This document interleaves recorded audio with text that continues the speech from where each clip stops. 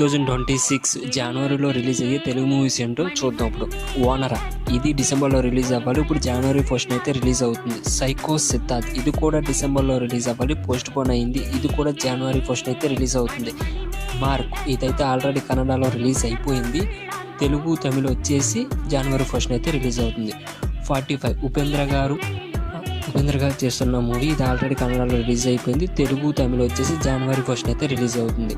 ఇంకా సంక్రాంతికి రిలీజ్ అయ్యే మూవీస్ అనమాట. విజయ్ తలపతి జననాయకుడు తెలుగు అయితే జనవరి 9 అయితే రిలీజ్ అవుతుంది. అలాగే రెబల్ స్టార్ ప్రభాస్ది రాజాసాబ్ కూడా జనవరి 9 అయితే రిలీజ్ అవుతుంది.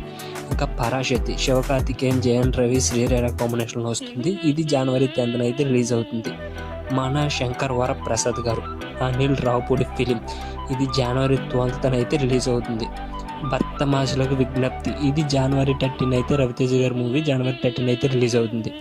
నారి నారి నడుముకు మురారి సర్వానంద్ గారి మూవీ, ఇది జనవరి 14 అయితే రిలీజ్ అవుతుంది.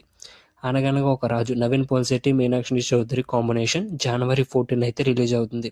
ఇంకా తరుణ్ భాస్కర్, ఈషా రెబ్బా, ఓం శాంతి శాంతి రీమేక్ ఆఫ్ మలయాళ మూవీ జయ జయ జయ హై, ఇది జనవరి 23 అయితే రిలీజ్ అవుతుంది. ఇవి మెయిన్గా రిలీజ్ అయ్యే మూవీస్ అనమాట. ఓకే.